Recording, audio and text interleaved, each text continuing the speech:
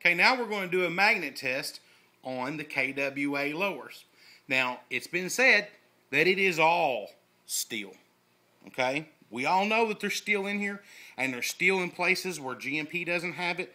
There's steel in places where King Arms doesn't have it, and there's steel in places where WE doesn't have it. But it's still die cast. It's not CNC like the other user said. Your hammer is steel. Okay? Your roller bearing is steel. Your hammer lock isn't. Your bolt stop is. That's a good thing. Like I said, remember, that's a crucial part. Okay? Your takedown pins are steel. Your selector switch is not.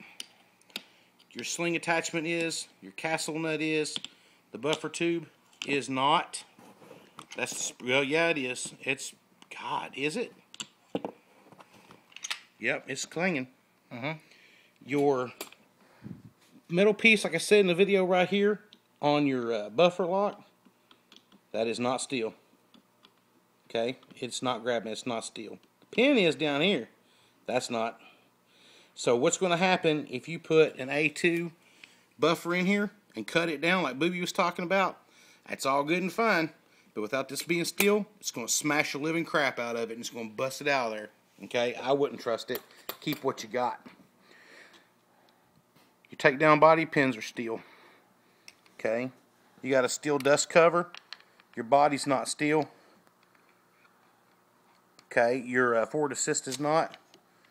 Neither is your charging handle. But the piece on the latch on the charging handle is steel. Delta ring is not. The internals of the delta ring are. Okay. Look here. Outer barrel, pot metal, not steel. You got a metal flash hider on the KWA LM4? No, no, no steel anywhere on up. Not even on your sling carrier or your sling mount. None of that steel. But here's something that is. And this is something that's unheard of in anything other than RA Tech. Your bolt carrier group is steel. Okay? And that right there, kudos to KWA. Good daggone deal. And this area here on your bolt, that's steel right there on both sides here, which is not normal. That's normally plastic on everything except for something that's RA Tech.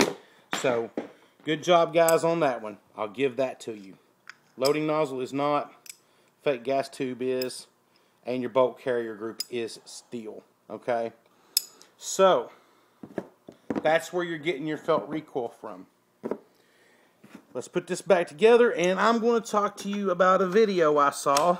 I'm not going to link it in the description because it's not my video. I don't have rights to it. All I can say is if you are subscribed to these young men, I suggest you go watch it because I will tell you that Frank over at Airsoft GI is probably one of the best techs in Airsoft, period. All right.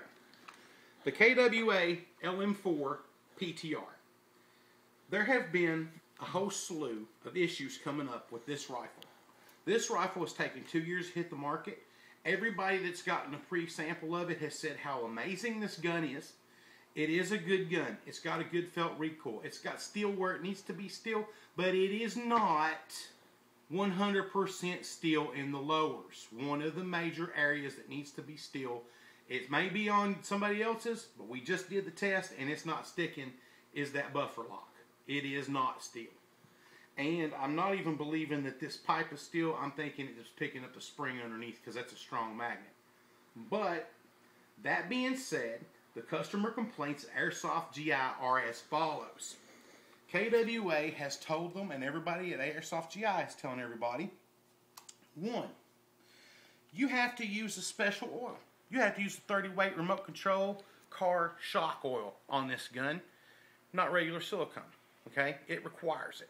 2, you have to have a special sized ammo.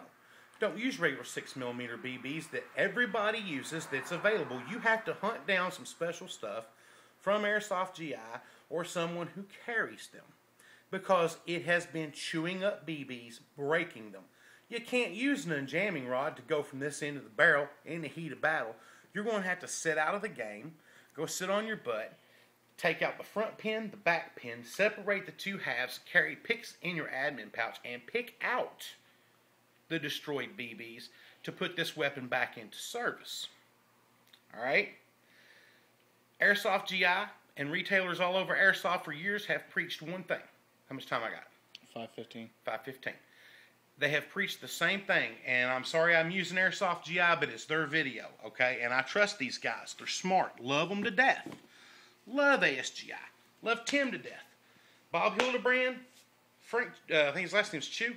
Love him too. Great tech. But here's the deal, guys. Here's the deal. If you got to tear this gun down in the heat of battle and pick BBs out of it, BBs that you're going to have to go find some special BBs somewhere. You can't run the unjamming rod through the end of it and clear it out. Because if you don't use the special BBs, if you don't use the special oil in their magazine, the shock absorber oil, you nullify the 45-day warranty from KWA. You nullify it. If they find out you used any other BB other than the special ones, any other oil besides the special ones, if they find out you used propane instead of green gas, which now all of a sudden, after years of telling you that green gas and propane are the same, the only difference is the addition of silicone oil, now they're telling you there is a difference. Why? It's called saving face, it's called eating crow, and it's called having to explain failures in a gun that's taken them 2 years to get to the market because the ATF has nullified this or that or turned them away. How do you know who your daddy is? Because your mama told you so. So you either take what they tell you as the gospel or whatever. It is, and I'm tired of fighting this battle, a good gun. I've fired nothing in it but .20s. I've even fired Crossmans in it. High-polished Crossmans, .20s and .25s. Hasn't broken a BB. Hasn't broken a single one. I had one jam. I cleared it with an unjamming rod. Didn't have to take it completely apart. Didn't have to pick broken BBs out of it. And I'm using CRC from Walmart in a red spray can. I'm not using P-Force. You don't have to. The game and the rules are changing because they've got failures in the gun already. And it hasn't been out, what, a month? 2 months? And it's already got epic failures. Okay? So that's how they explain it. And to get away from fixing the problem, or to help you with the problem, they say, oh, you use 6mm BBs, you use silicone oil, you use propane, we can't do nothing for you. They tell you that you have to take this flush-mounted fill valve out every little bit and put that 30-weight oil in there to keep this magazine running properly. This gun was not manufactured, according to KWA, and no uncertainty, they haven't said it flat out, but that's how it comes off. It wasn't manufactured for airsofters. It was manufactured for professional training. I'm sorry, if I'm going to train high-speed, low-drag in a kill house situation and I can't dump a mag, drop it on the floor, and go in for another one out and simulate reloading the right way, then I'm not training. It's useless to me. 8 minutes, 30 seconds. So, PTR, not. Too much special things have to be done to it.